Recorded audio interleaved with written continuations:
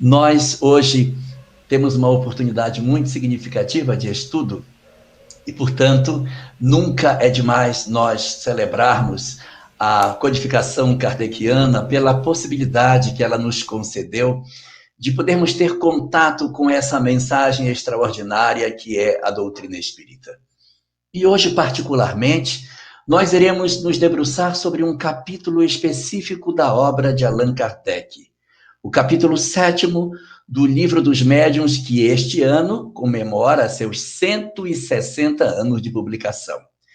Esse capítulo, que nós vamos ter a chance de discutir, é intitulado por Kardec como sendo da bicorporeidade e da transfiguração. Então, dentro desse cenário, dessas duas situações, a bicorporeidade e a transfiguração, para que a gente consiga investigar esses dois fenômenos, é necessário que a gente ande um pouquinho mais para trás e investigue o cenário maior onde essas manifestações espirituais se apresentam, para que a gente consiga fazer um uso mais efetivo desse conhecimento para o entendimento das nossas vidas. Então, para que a gente investigue esses dois, nós temos que partir de um outro ponto, o ponto que diz respeito às chamadas manifestações no sentido dos fenômenos que são psíquicos. Existem, basicamente, dois grandes fenômenos psíquicos. Uma família de fenômenos psíquicos é chamado de fenômenos mediúnicos. O que são fenômenos mediúnicos? São todos os fenômenos em que um agente externo, ou seja, um espírito, interfere na mente do médium e faz com que fenômenos sejam produzidos a partir daí. Então, você tem sempre no fenômeno mediúnico um elemento externo que atua sobre o médium e produz o fenômeno que se vê. Então, isso chama-se fenômeno mediúnico. E temos uma outra classe de fenômenos também psíquicos, que não são mediúnicos, são chamados de fenômenos anímicos. Qual é a diferença entre os fenômenos mediúnicos dos fenômenos anímicos? Fenômenos mediúnicos, há uma inteligência externa que promove o fenômeno. O agente da manifestação é externo ao médium, é uma outra mente que interfere, que se conecta a ele e que é o verdadeiro agente do fenômeno. Nos fenômenos chamados de fenômenos anímicos, não há o agente externo. Não há. Nós temos apenas um elemento no fenômeno, que é o próprio encarnado. Sim. Quando os fenômenos psíquicos são produzidos pela própria mente do encarnado, sem a necessidade da existência de um espírito que lhe influencie, damos o nome para esse conjunto de fenômenos que ocorrem através da mente do encarnado, o nome de fenômenos anímicos. Quando o fenômeno é psíquico, mas ele não brota, ele não é gerado, ele não tem origem no próprio encarnado, mas é a inteligência desencarnada que se utiliza do médium encarnado para produzir o fenômeno, chamamos isso de mediunidade. Nós conversamos muito sobre mediunidade e pouco sobre animismo. Então, eu quero mostrar aqui hoje alguns fenômenos que são anímicos, não são mediúnicos, e que são fenômenos verdadeiros, eles são fenômenos psíquicos, fenômenos reais que acontecem na nossa sociedade. Então, vamos lá. Um tipo de fenômeno que não é mediúnico, mas é psíquico, é um fenômeno anímico, é a telepatia. Uma mente encarnada coleta ou transmite informações para outro encarnado. O que caracteriza que aí não tem fenômeno espiritual? É porque não tem espírito. É a mente de um encarnado registrando o pensamento do outro encarnado.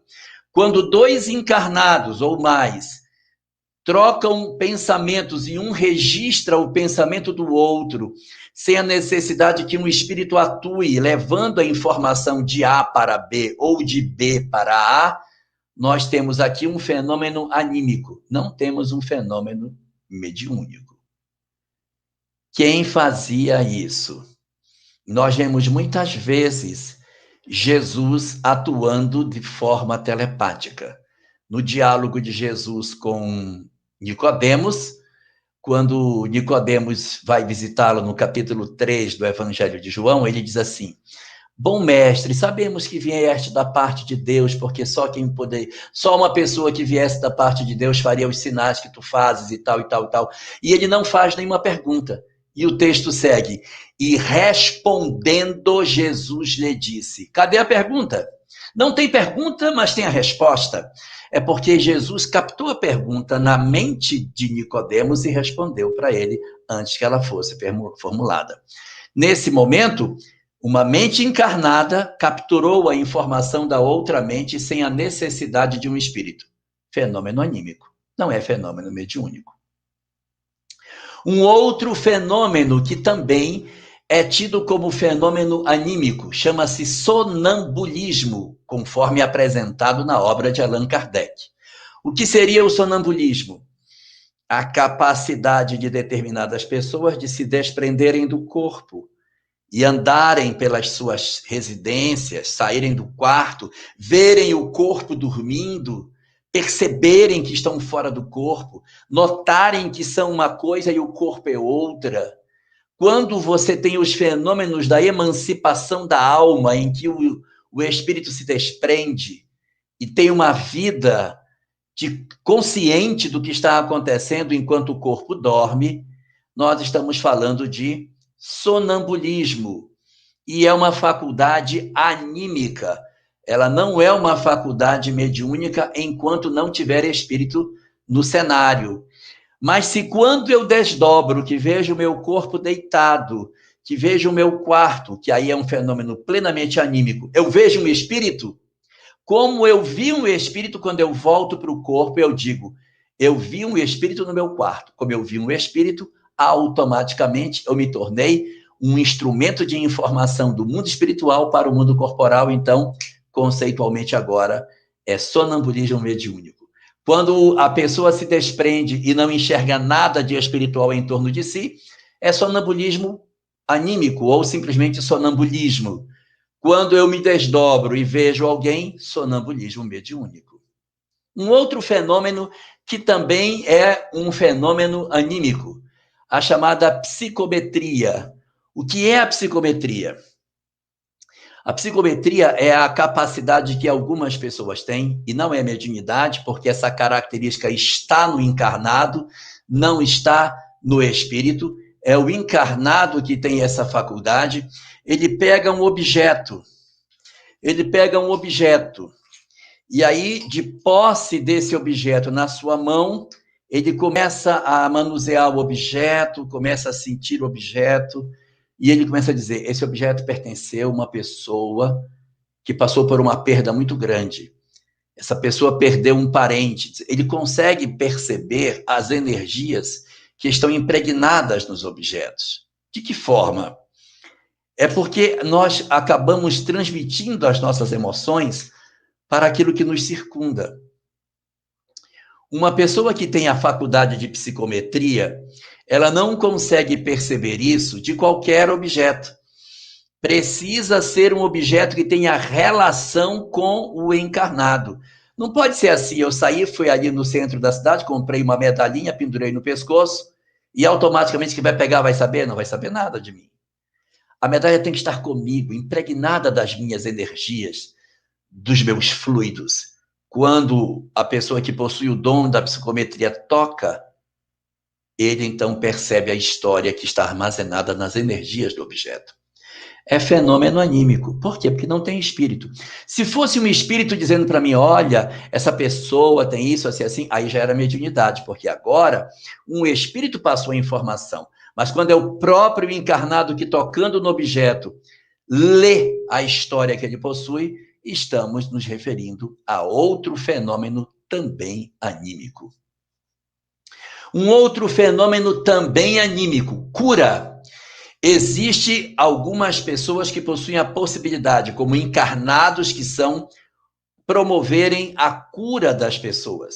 Elas possuem uma doação de fluido tão intensa que elas são capazes de restaurar tecidos, de recuperar pessoas que estão doentes, facilitar a recuperação dos enfermos. E outros conseguem de tal alto grau de intensidade que são capazes de curar as pessoas, sem a necessidade de uma interferência espiritual.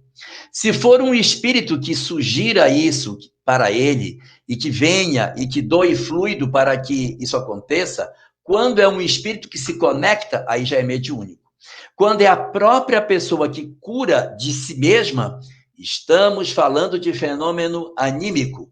Quem fazia isso? Jesus.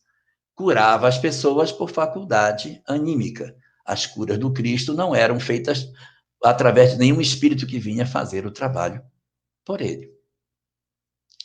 Outro fenômeno que também é anímico, a chamada hipnose, em que uma mente sujeita a outra mente. Eu, como hipnólogo, faço uso das minhas técnicas e posso hipnotizar um auditório, uma pessoa.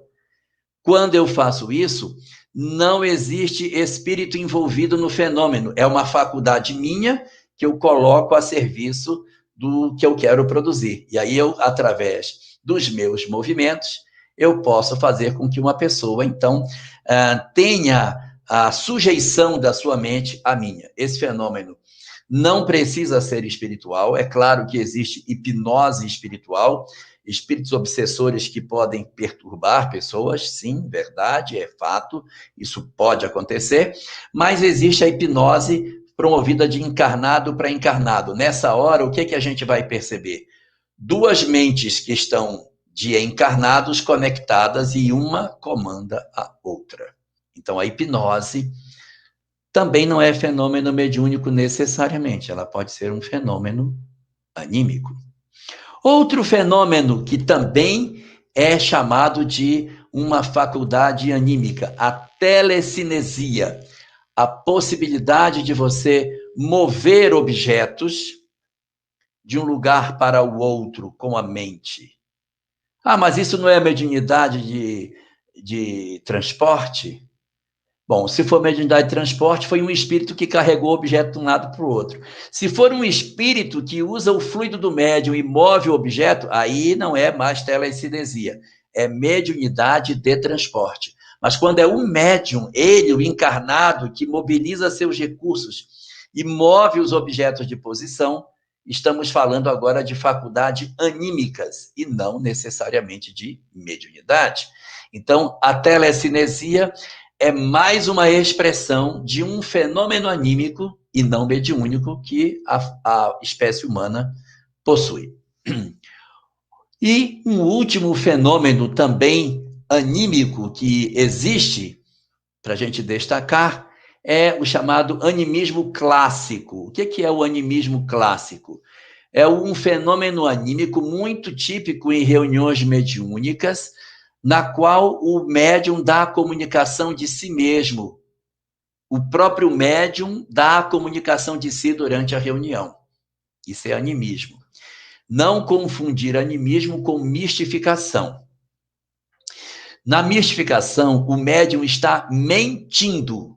O médium está encenando. Eu não estou falando de mistificação. Estou falando de animismo clássico. O que é o animismo no sentido mais clássico da palavra? Esse animismo é aquele no qual o indivíduo, que é o médium, está em estado alterado de consciência e ele começa a se sentir envolvido. E ele começa a dar passividade a uma história. A história que ele está relatando na mesa não é de nenhum espírito, é dele. Ele está manifestando o seu próprio passado mal resolvido. Imaginemos que esse médium que está nessa mesa, ele teve um trauma numa existência. Ele viveu uma história bastante traumática, um desencarne violento, uma história de muita dor, uma perda extremamente considerável, viveu um medo muito grande. Essa experiência ficou muito gravada dentro dele. Quando ele se concentra, ele volta para a cena. Então, o que ele vê? Ele se vê no meio da guerra, ele vê os tiros, ele se vê correndo. Ou ele se vê no mar, as ondas, e ele desesperado se afogando. Por quê? Porque essas histórias do passado estão dentro dele. E, portanto, ele pode dar uma passividade dele mesmo. A própria intimidade do médium se manifesta por ele. Isso se chama animismo. E como é que eu vou saber se a comunicação é mediúnica ou se ela é anímica? Não há uma maneira exata de saber, mas as comunicações anímicas, elas tendem a se repetir, porque está na minha história. Então, o médium, toda reunião mediúnica, ele está no campo de batalha sendo morto com um tiro. Toda reunião mediúnica, ele volta para esse campo de batalha. Então, isso é um indicativo que essa história é dele, é um fenômeno anímico. E o que a gente faz? Trata com naturalidade, porque também é um espírito que precisa ser tratado. Então, você ouve, conversa e doutrina esse cara que está se manifestando, embora você perceba que esse é o eu profundo do médium, das histórias mal resolvidas dele que estão eclodindo no presente.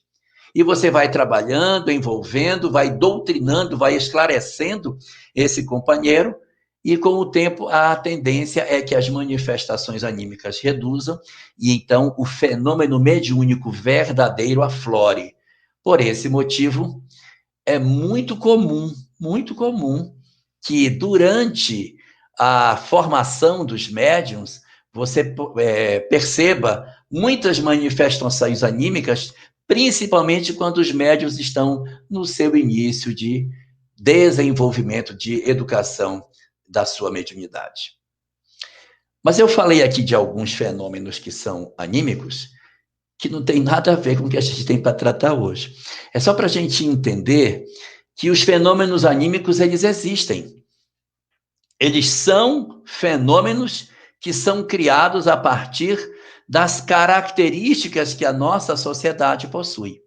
E eu queria agora tratar de outros 3 desses que são muito importantes para a definição das nossas condições. Muito importante. O primeiro desses, que é muito importante, é chamado de dupla vista. Esse agora já nos interessa mais particularmente para o tema dessa noite. O que é dupla vista? Dupla vista é a capacidade de ver 2 ambientes ao mesmo tempo. Como funciona? Não é uma faculdade mediúnica, ou seja, não tem um espírito contando para você as coisas. É o próprio encarnado que, estando aqui em determinado lugar, ele se concentra e ele vai lá no outro lugar em espírito, vê o que está acontecendo lá e volta para dizer o que viu. Vai de novo e volta para dizer o que viu. Vai e vem, vai e vem. Ele vai e volta numa velocidade tão alta que você tem a falsa impressão de que ele está nos 2 lugares ao mesmo tempo, mas ele não está.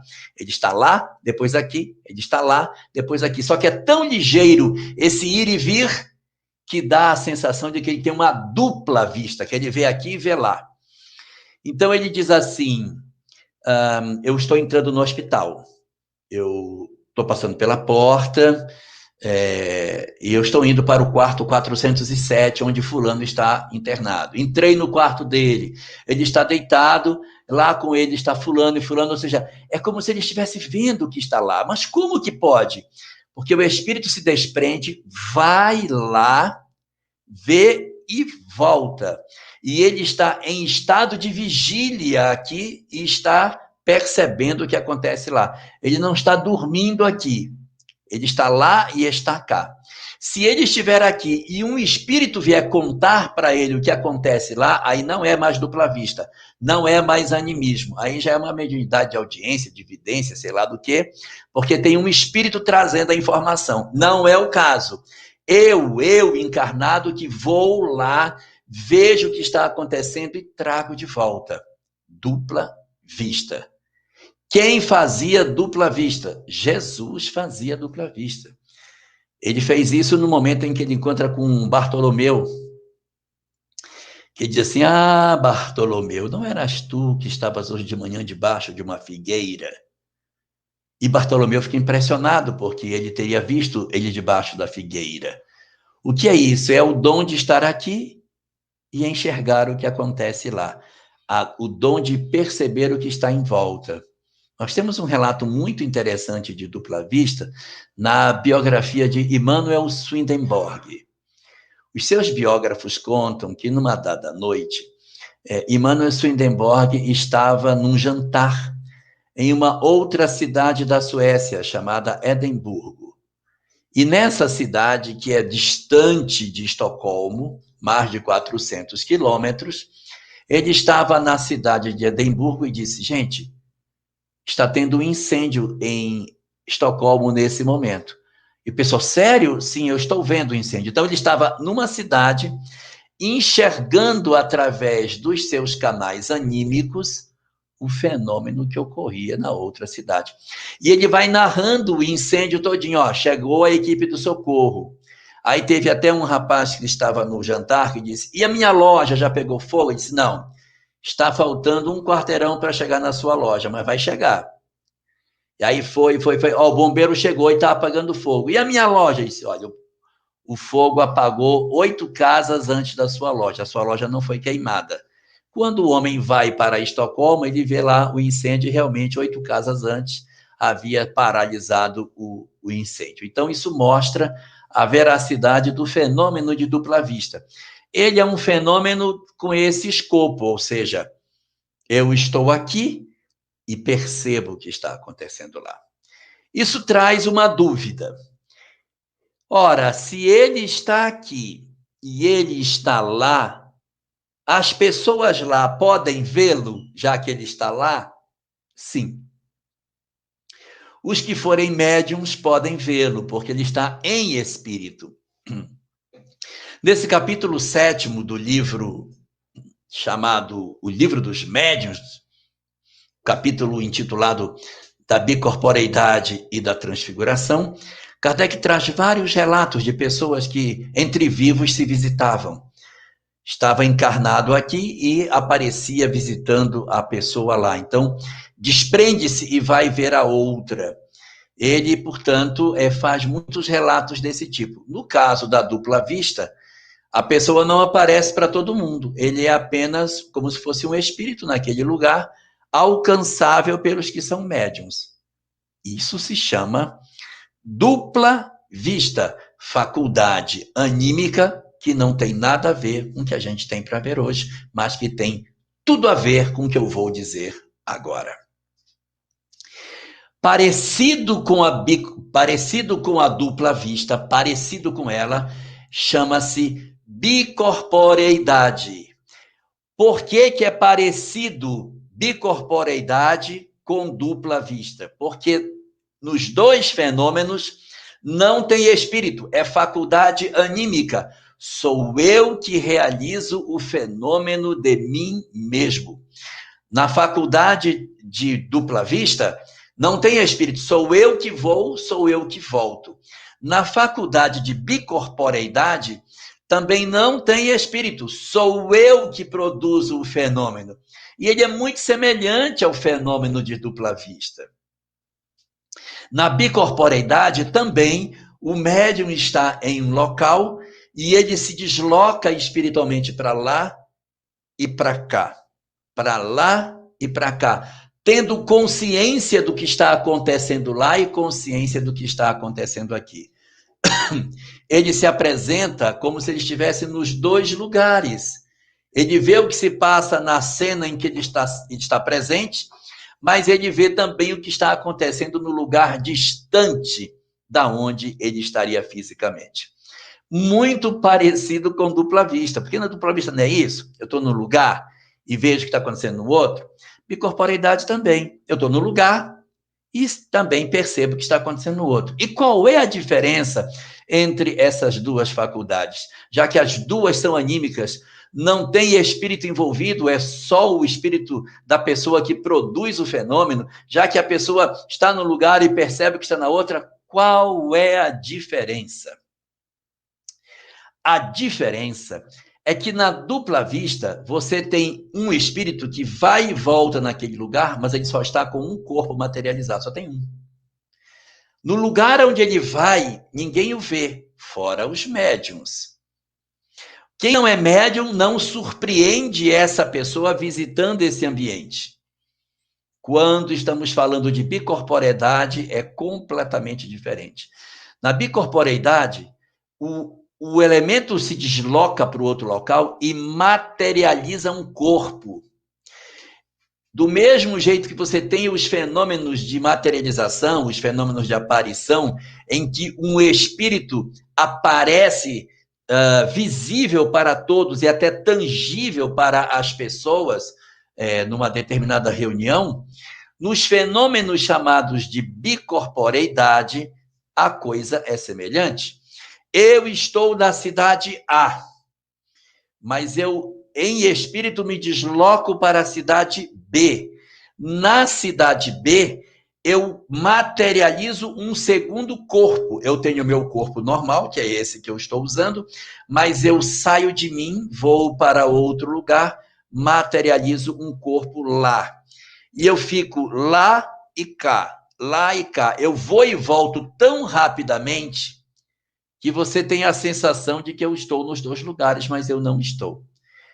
É como se fosse uma mulher conversando. Homem só consegue prestar atenção numa conversa por vez. As mulheres conseguem ouvir 2, 3, até 5. Então, é mais ou menos nesse estilo. Você está aqui e você está materializado lá e materializado ali, você produz uma série de fenômenos de manifestação sua lá com as pessoas. Você conversa, fala, toma atitudes, decide coisas naquele corpo que está materializado. E aqui você também está com o seu corpo normal. É como se o espírito estivesse com 2 corpos ao mesmo tempo. Só que, evidentemente, um é corpo materializado, vai só ficar sem a necessidade de ter permanência, é um corpo apenas para um momento, né? E aí, nessa hora, você vai perceber que o desenho que o fenômeno tem parece muito dupla vista com o fenômeno de bicorporeidade. Mas eles têm a diferença de um ter só um corpo e o outro ter os 2 corpos. Quem produzia fenômenos de bicorporeidade?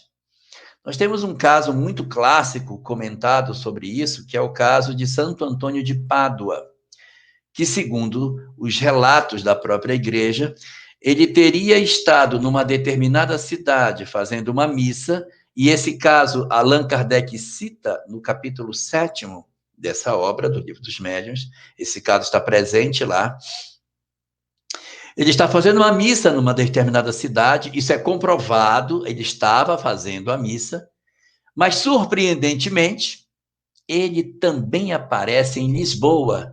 Sim, Marcial, lá em Lisboa, ele aparece lá para auxiliar no julgamento do seu pai, que estava sendo acusado num tribunal. Ele vai ao tribunal e defende seu pai. Então, veja o que acontece. Ele está em Lisboa e está em Pádua fazendo a sua missa, nos 2 lugares. Ele está lá e cá. O espírito se materializa aqui e fala, e ao mesmo tempo volta e prepara a missa lá. Então, ele tem um trabalho de bicorporeidade. Ele funciona desse jeito. E quando ele tem essa característica, ele dá a sensação falsa de que essa pessoa possui, portanto, 2 corpos, quando tem apenas um. O outro é uma simples materialização. Na dupla vista, não tem segundo corpo. O espírito vai e volta, e quando ele vai para o local distante, ele apenas é um espírito no outro local, podendo ser alcançado pelos médiuns, que são médiuns de vidência. Então, esse é o primeiro dos fenômenos que nós temos para apreciar dentro do capítulo 7º. Depois nós temos um segundo fenômeno que Kardec também trata lá dentro, chamado transfiguração. Ele chama o fenômeno de transfiguração.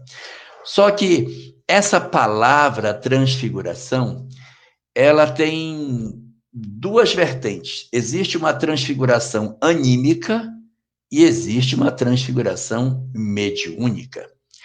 O que seria uma transfiguração anímica? A transfiguração anímica é aquela que o próprio indivíduo realiza. Não é nenhum espírito, não tem espírito, sou eu. Eu oro e me transfiguro. Eu fico diferente. Se nós pegarmos no Evangelho de Mateus, capítulo 17, nós vamos encontrar a transfiguração de Jesus no alto do Monte Tabor. O que conta ali o evangelista? Que ele sobe ao alto do monte, com 3 de seus discípulos, Pedro, Tiago e João, e no alto do monte ele ora. E quando ele ora, relata o evangelista, suas vestes ficaram brancas como a luz e seu rosto resplandecente como o sol. Ele se transfigurou. Ah, então era mediúnico. Não, é anímico. Não existe espírito aí. É simplesmente anímico. O próprio espírito é que, de repente, entrando em si mesmo, ganha uma grandeza espiritual em que ele irradia de si suas características e ele se torna esplendoroso pela visão que ele apresenta para quem o percebe. Então, isso chama-se transfiguração anímica. Eu me transfiguro em cima daquilo que eu mesmo sou. Eu tanto posso me transfigurar da forma positiva, como posso me transfigurar da forma negativa. Eu posso me transformar numa coisa mais feia, né? As pessoas, quando odeiam, as pessoas, nossa, ele estava com tanto ódio que ele se transfigurou, o rosto ficou diferente. A transfiguração anímica não é uma transfiguração mediúnica, é a própria pessoa que está se transfigurando. E além da transfiguração anímica que Jesus produzia, existe um outro fenômeno que é mediúnico, também chamado de transfiguração. Qual a diferença? A diferença é que, se for anímico, é a própria pessoa que produz, como, por exemplo, Jesus. Se for mediúnico, o que está acontecendo? O espírito que se acopla no médium produz determinadas impressões tão significativas que é possível ao médium alterar a sua aparência física pela presença da componente espiritual sobre esse indivíduo. Então, como que opera isso na prática? Os dois fenômenos têm a raiz semelhante. Em que sentido? Tanto na mediunidade como no fenômeno anímico, na mediunidade de transfiguração, como nos fenômenos anímicos de transfiguração, o que ocorre é uma alteração nas características do próprio perispírito do encarnado. E aí ocorre como se fosse uma materialização parcial, em que parte das características do encarnado se misturam com as características daquele que se manifesta. Então, você vai encontrar esse fenômeno dessa forma. Respondendo aí a Maria José Guedes, que fez a pergunta sobre desdobramento, Maria José, é o seguinte, na obra de Kardec existe uma conceituação, Kardec chama sonambulismo, mas o movimento espírita brasileiro não gostou desse nome, não sei porquê, não usa o nome sonambulismo, usa o nome desdobramento. Aonde a gente lê em Kardec sonambulismo, leia-se na literatura espírita brasileira desdobramento. É a mesma coisa, a gente acabou não usando. Assim como o termo aparição. Kardec usa no Livro dos Médiuns o termo aparição e o movimento espírita brasileiro usa o termo materialização, mas é a mesma coisa. Então, você tem materialização ou aparição e tem também o fenômeno chamado desdobramento, que é conceituado na obra de Kardec com o título de sonambulismo, mas é o mesmo fenômeno. Sim, Felipe, é verdade. A mediunidade de Eurípides Barçanufo também era de bicorporeidade. Ele tinha várias, inclusive essa. Ele estava dando aula uma vez e um homem a cavalo veio buscá-lo para fazer o parto da sua mulher. Ele disse, mas eu já fui lá, eu já fiz o parto. eu já fiz o parto dela. Não, o senhor não fez o parto, que eu saí de lá, o senhor não estava lá, e eu vim a cavalo pelo caminho, e o senhor não cruzou comigo. Eu disse, não, mas eu já fui, já fiz, a criança já nasceu. Não, não foi, não. O senhor não foi, o senhor vai comigo. Eu disse, não precisa, moço. Eu já fiz o parto, o senhor vai comigo. E aí ele foi. Quando ele chega na casa do homem, a esposa dele com a criança no colo, disse, ô, seu Eurípides, o senhor voltou? Eu voltei por insistência do seu marido, que queria que eu viesse. Então, ele, durante a hora que ele estava dando aula aqui, ele se deslocou, foi lá, fez o parto, voltou para cá. Então, a bicorporeidade é exatamente esse fenômeno de você poder ir num canto e retornar através da materialização de seu corpo no destino. Márcia pergunta se podemos saber se bicorporeidade, se a gente tem bicorporeidade sem saber. Ela é um fenômeno intencional, porque o espírito tem que querer se materializar no destino. Não é uma coisa que eu disse, gente, eu nem sabia. Eu fui para o centro da cidade, não dei de cara comigo lá também fazendo compra. Não tem como, porque você precisa de uma grandeza espiritual para isso, e há que ter uma concentração do espírito para que ele consiga produzir o fenômeno. Ele constrói o outro corpo, mas ele tem que estar sintonizado no processo de edificação dessa outra realidade lá para ele poder vir. Então, isso é a bicorporeidade. Ok? Vamos voltar para a questão da transfiguração. Então, temos na transfiguração anímica, transfiguração mediúnica. Na transfiguração anímica, o próprio indivíduo encarnado altera suas características. Na transfiguração mediúnica, é a influência do espírito que promove esse processo. Qual é o mecanismo? O mecanismo é a densificação dos fluidos. Então, você tem Jesus, por exemplo, no alto do Monte Tabor, quando ele começa a orar, os fluidos sutis que estavam em volta se agregam e iluminam seu rosto e suas vestes. Assim como existem pessoas que, quando são médiums e dão passividade, elas conseguem alterar o rosto. Elas mudam as estruturas corporais que ela tem.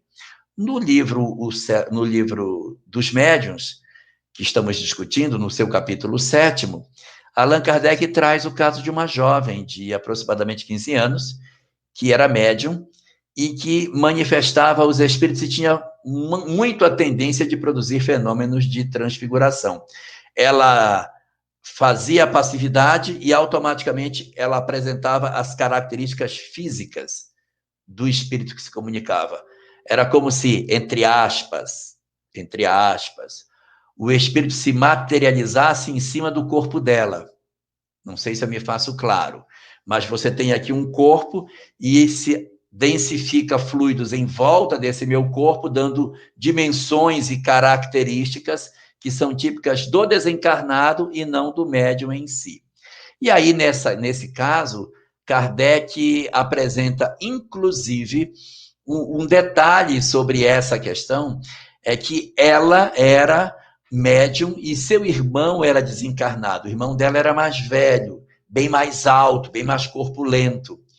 E conta ele que os relatos registram que quando essa garota dava passividade ao irmão dela, o corpo dela se modificava e ela ficava maior do que o irmão dela. Ela ficava até curvada, o irmão dela era muito alto e curvado, ela crescia de tamanho e curvava. Ela ficava realmente maior. E nessas reuniões em que isso acontecia, o pessoal ficava muito impressionado com esse fenômeno. Até que um dos presentes disse, será que isso é uma ilusão de ótica? Ou será que isso é verdadeiro? Aí ele levou uma balança para a reunião. Botou a balança lá e antes da reunião começar, ele disse para a menina, sobe na balança para mim. A garota subiu na balança. Ela sobe na balança e dele registra o peso que ela tinha. Na hora que a reunião se processa, que ela manifesta o irmão dela, ela fica enorme, curvada, grande, o andar do irmão, todo o jeitão dele, o pesquisador diz, sobe na balança para mim. E ele registra que o peso da menina, manifestando o irmão dela, ficou quase o dobro do que ela tinha, o que tira por completo a hipótese disso ser uma ilusão de ótica. Então, nos processos de transfiguração, o que nós vamos observar é essa densificação dos fluidos, que pode ser em cima do próprio encarnado, transfiguração no modelo anímico, e a transfiguração no modelo mediúnico, no qual o médium dá a passividade e as características físicas, se pudéssemos assim dizer, do espírito, se apresentam sobre o corpo do médium, alterando o seu rosto, o seu jeito de andar, até a voz, uma série de características podem ocorrer durante o fenômeno da chamada transfiguração. Em resumo, se tiver mais pergunta aí, Felipe, pode colocar, senão eu quero fazer uns comentários finais. Isto posto, portanto, nós vamos enxergar que nós temos fenômenos anímicos e temos fenômenos mediúnicos. E, às vezes, quando a gente estuda a doutrina espírita e compreendemos a existência desses dois tipos de fenômenos psíquicos, nós temos uma tendência equivocada de pensar da seguinte maneira: então eu tenho fenômeno que é anímico e tenho fenômeno que é mediúnico. Eu preciso saber se eu estou tendo fenômeno anímico na minha casa ou não. Só que, na medida em que a gente vai estudando o Espiritismo e vamos compreendendo melhor o mecanismo da mediunidade, nós vamos perceber que, no fundo de todo fenômeno mediúnico, existe uma componente anímica. Porque a comunicação mediúnica passa pelo médium. Quando ela passa pelo médium, ela pega as características que o médium tem. Então, não dá para você dizer assim, olha, essa comunicação ela é 100% mediúnica e essa aqui é 100% anímica. Porque as comunicações mediúnicas, elas passaram pelo filtro do médium e ele insere mais ou menos suas impressões sobre a mensagem que vai ser oferecida. Então, não existe fenômeno anímico puro e nem existe fenômeno mediúnico puro. Eles têm a tendência de serem exatamente mesclados. Uma componente predominantemente mediúnica ou predominantemente anímica, mas sempre você está sujeito aos processos anímicos da comunicação. Eu citaria aqui um caso do livro Recordações da Mediunidade, de Ivone Pereira, que não é exatamente sobre esse processo de bicorporeidade nem de transfiguração, mas só para entender a questão do animismo e da mediunidade. Ela conta que quando ela psicografava os romances que ela fazia, Charles, que era o autor das obras, retirava a Ivone do corpo num fenômeno que, se fosse Kardec, diria que era um fenômeno de sonambulismo mediúnico, mas como é o movimento espírita brasileiro, é um fenômeno de desdobramento, ok, Maria José? Então, para nós, vamos chamar de desdobramento. Charles retirava Ivone do corpo e levava a Ivone para ver as cenas que ela iria escrever. Ela passeava entre os personagens, ela ia nas festas. Charles recriava as cenas das festas. Ela via as roupas, ela via a movimentação dos personagens, ela via o rosto das pessoas. Ela circulava pelos ambientes aonde as coisas iriam acontecer. E ela diz, por que Charles fazia isso? Para que eu pudesse me apropriar das histórias de maneira mais clara.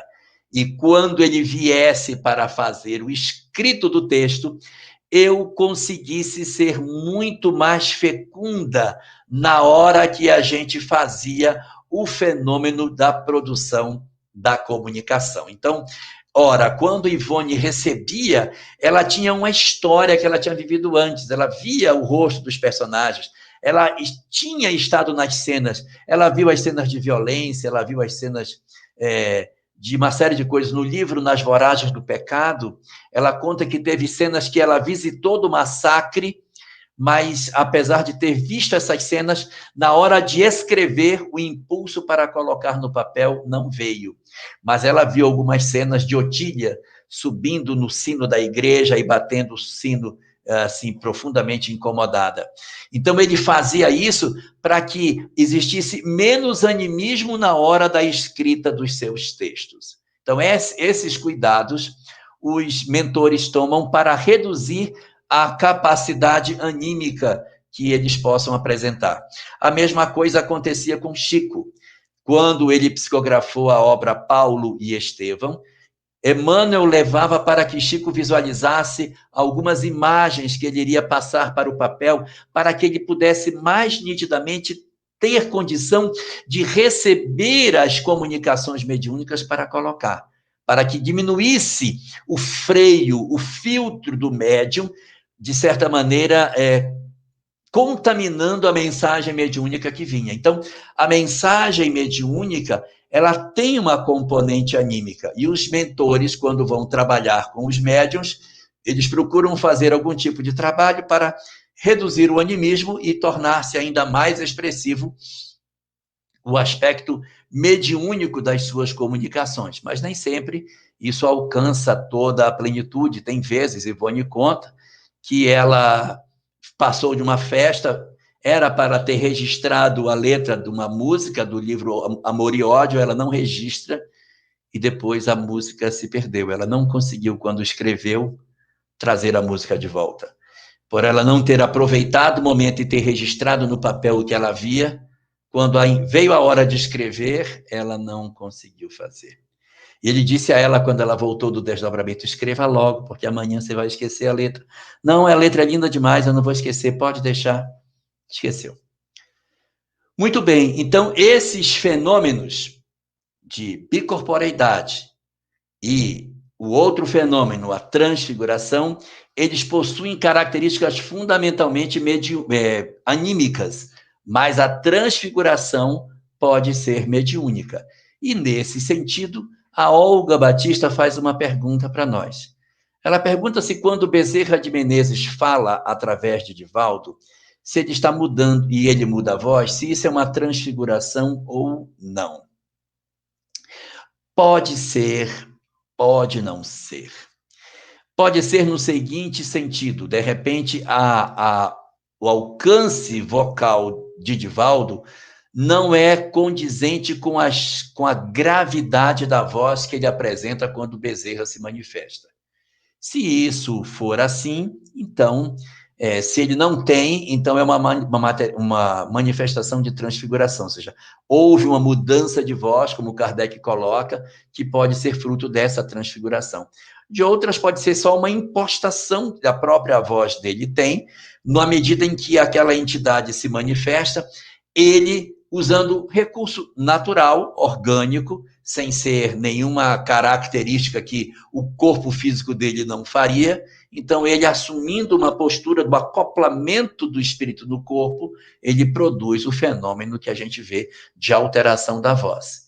Se essa alteração da voz não puder ser feita pelos recursos vocais sozinhos do médium, então é um fenômeno de transfiguração.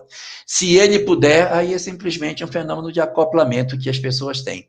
É como acontece também, Olga, você às vezes vê alguns médiuns dando comunicação de algumas entidades muito evoluídas, e o médium dá a comunicação e as lágrimas descendo assim. E aí você pergunta, puxa, será que essa entidade está chorando, meu Deus? Mas tem sentido esse espírito estar chorando? Não está chorando. É como o médium está registrando a emoção da presença dessa entidade tão elevada perto dela. Então, aquele choro não é um choro de que a entidade está chorando.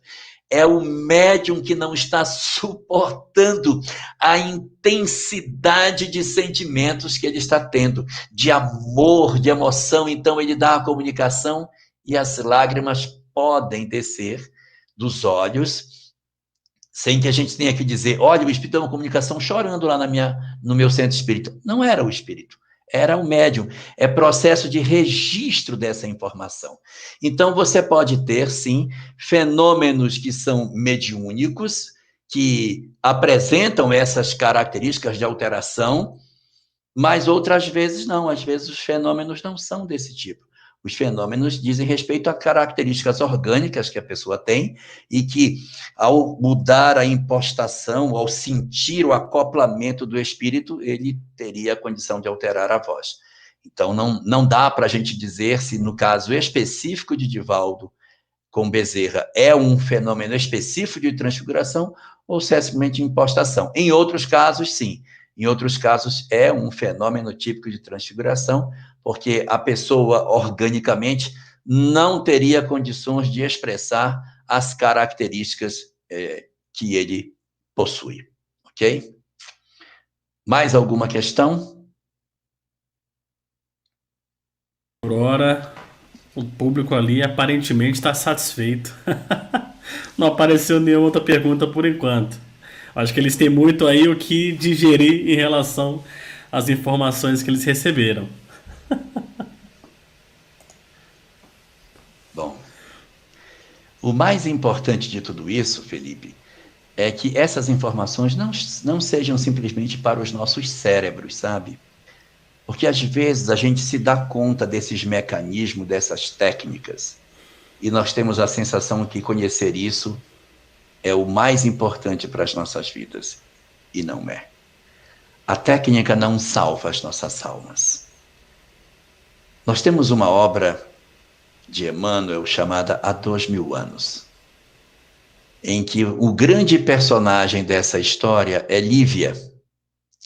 E Lívia tem uma trajetória impressionante, mas você não vê Lívia em nenhum momento falando de reencarnação, de lei de causa e efeito. Você não vê ela tratando o perispírito, ela não fala de nada dessas questões transcendentes da vida. Do que fala Lívia? Do amor, da renúncia, da humildade e do espírito de sacrifício. É isso que você vê ela falando. Mas o personagem que mais conhece de lei de causa e efeito na trama, o que mais entende de reencarnação, o que sabe tudo sobre isso, é Araxes, o feiticeiro que envenena e mata pessoas. O que mostra para nós que conhecer os mecanismos da lei de causa e efeito não nos faz necessariamente pessoas melhores. Então, o que salva a criatura humana não é saber isso simplesmente, mas é saber usar o que a gente sabe a serviço do bem. Conhecer essas informações sem acoplar isso com uma vivência efetivamente voltada para o amor é nós nos emaranharmos no cipoal do falso conhecimento. Então, conhecer, sim, conhecer, mas conhecer para usar bem, porque conhecer para usar mal é muito perigoso para nós. E o livro dos médiuns, nesse sentido, foi muito atencioso, porque quando nós vemos a construção do texto, Felipe, a gente vê que Allan Kardec, na introdução, diz assim: o livro poderia ser bem mais fininho, eu poderia ter feito o livro menor. Mas eu tive o cuidado de, em cada capítulo, inserir uma informação moral para que ninguém, lendo o capítulo, não soubesse que tem que usar isso de maneira correta. Aí ele diz: sei que a obra ficou mais extensa, mas o resultado me garante a certeza de que os aspectos morais decorrentes do conhecimento não vão ficar esquecidos. E como hoje nós estamos falando tanto de técnica, de bicorporeidade, tanto de transfiguração, dupla vista e tantos fenômenos anímicos, eu não posso sair daqui sem dizer que esse conhecimento é muito importante para a gente entender a vida, mas o essencial é nós vivermos o amor. O amor é muito mais importante do que o saber, mas quando eu consigo aliar o conhecimento com o amor, eu me torno uma alma extraordinária, muito mais capaz de fazer, de realizar. Portanto, usemos esse benefício do conhecimento a nosso favor, fazendo o melhor uso possível dele, para que o saber que o Espiritismo nos oferece seja a chave para a libertação das nossas almas, não em grandes coisas do mundo, mas nas coisas miudinhas dentro de casa, nas relações internas do nosso lar, na compreensão mais nítida de quem são os nossos familiares e o que é que a gente deve fazer para alcançar a plenitude de espírito.